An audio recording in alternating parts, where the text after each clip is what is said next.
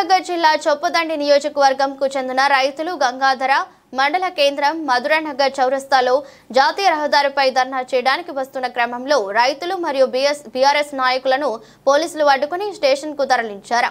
మద్దతుగా చొప్పదండి మాజీ శాసనసభ్యులు సుంకే రవిశంకర్ బయలుదేరగా ఆయనను బూరుగుపల్లిలో గృహ నిర్బంధం చేశారు. నియోజకవర్గ బీఆర్ఎస్ నాయకులు కార్యకర్తలు మద్దతు తెలుపుతూ వారితో పాటు రోడ్డుపై బైఠాయించేందుకు ప్రయత్నించగా పోలీసులు చెదరగొట్టి బీఆర్ఎస్ నాయకులను అరెస్ట్ చేశారు. ఈ సందర్భంగా మాట్లాడుతూ ఎల్లంపల్లి నుండి నారాయణపూర్ చెరువులోకి నీటిని తద్వారా కాలువల ద్వారా నీటిని సరఫరా చేయాలని ప్రభుత్వాన్ని డిమాండ్ చేశారు. నీరందకపోతే దాదాపు వేలాది ఎకరాలలో పంట నష్టపోతామని రైతులు వాపోయారు. నీళ్లు వదలకపోతే కరీంనగర్ కలెక్టరేట్ ఎస్సీ కార్యాలయాన్ని ముట్టడిస్తామని హెచ్చరించారు. దాదాపు 100 మంది రైతులు పాల్గొన్న ఈ ఆందోళనను పోలీసులు జోక్యం చేసుకుని విరమింపజేశారు.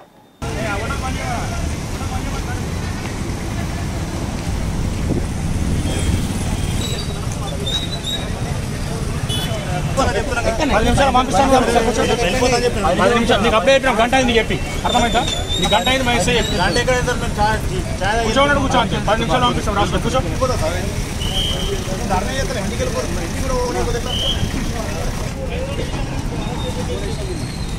ఇక్కడ ఏం చేస్తారని రాదు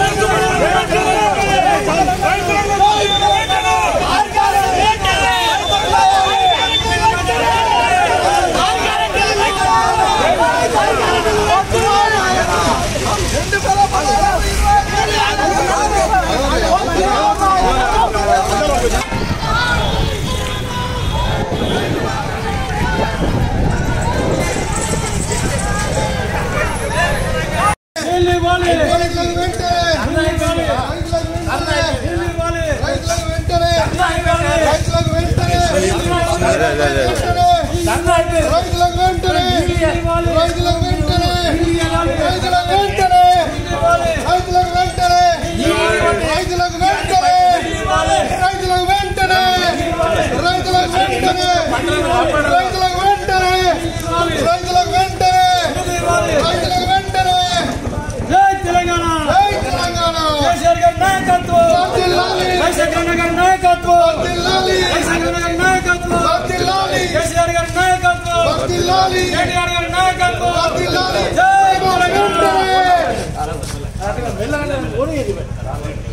ఇప్పుడు నీళ్లు రావాలంటే ఇది దండం పెడతా అని చెప్పినాడు.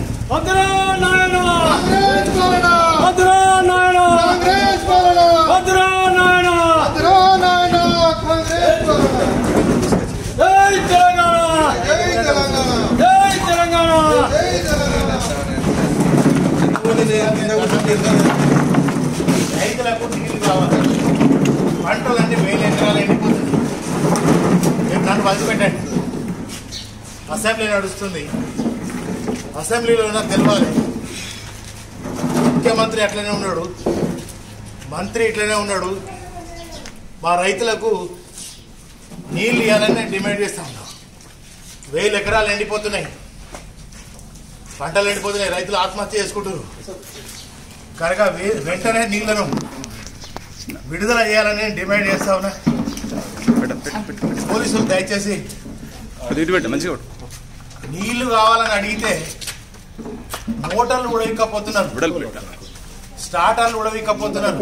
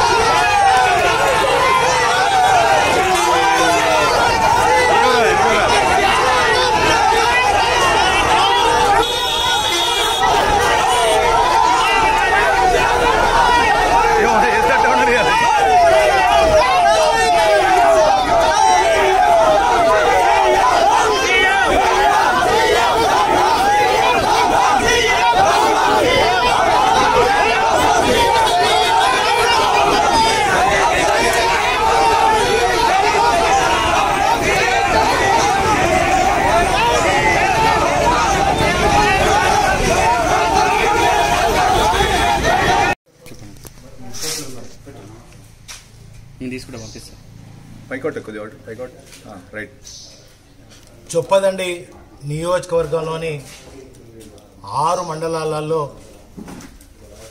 ఎండిపోతున్నటువంటి పంటలను కాంగ్రెస్ ప్రభుత్వం పట్టించుకోకపోగా కాంగ్రెస్ వచ్చింది, కరువు తెచ్చింది.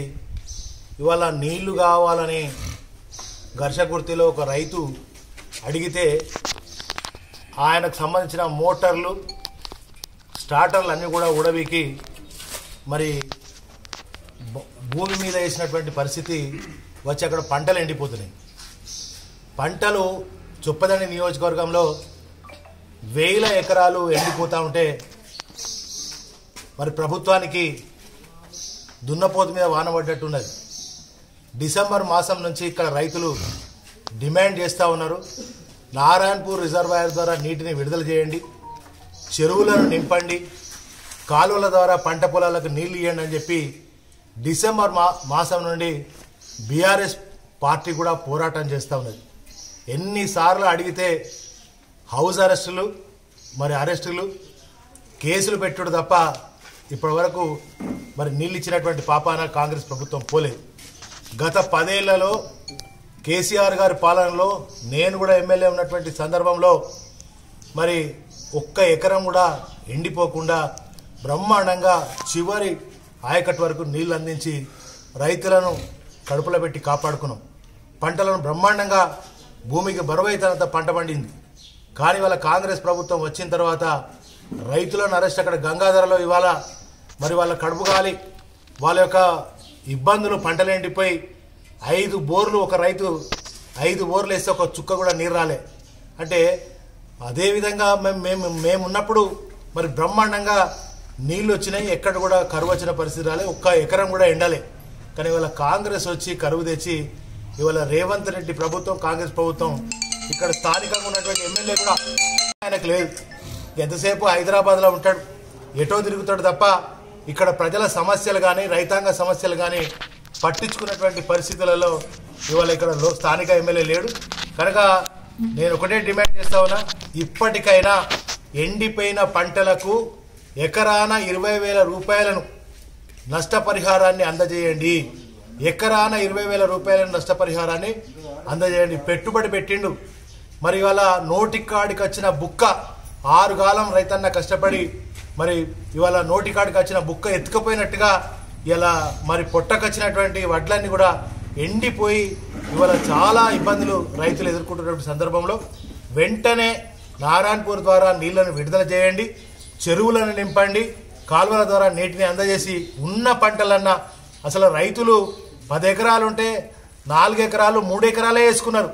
ఆ 3 ఎకరాలకు కూడా నీళ్ళు ఇచ్చేటువంటి దిక్కు లేనటువంటి పరిస్థితి ఇవాళ కాంగ్రెస్ ప్రభుత్వంలో కొనసాగుతుంది. కనుక నేను వెంటనే ప్రభుత్వాన్ని, రేవంత్ రెడ్డి ముఖ్యమంత్రి గారిని, ఉత్తమ్ కుమార్ రెడ్డిని, మరి నీళ్ల శాఖ మంత్రి మొన్న ఇక్కడికి వచ్చినప్పుడు మరి వెంటనే నీళ్ళు ఇస్తాం, నారాయణపూర్ను బాగు చేస్తాం, ప్రాజెక్టు తొందరగా పూర్తి చేస్తాం, 70 కోట్లు ఇస్తున్నాను అన్నాడు.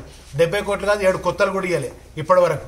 మరి ఆ ప్రాజెక్టు సంగతి అటుంచి ఉన్న నీళ్లను ఒకే పంపు నడిపి అటు వేములవాడకు ఆయననేమో వేములవాడ ఎమ్మెల్యేనేమో ఆది శ్రీనివాసు నీళ్లు తీసుకుపోతా ఉంటే ఇక్కడ ఉన్నటువంటి ఎమ్మెల్యే అసమర్థ చాతగారి దద్దమ్మ ఎమ్మెల్యే ఇవాళ ఈ నియోజకవర్గానికి నీళ్లు ఎందుకు ఇస్తలేడో మరి ఈ మేము రైతుల పక్షాన అడుగుతా ఉన్నాం.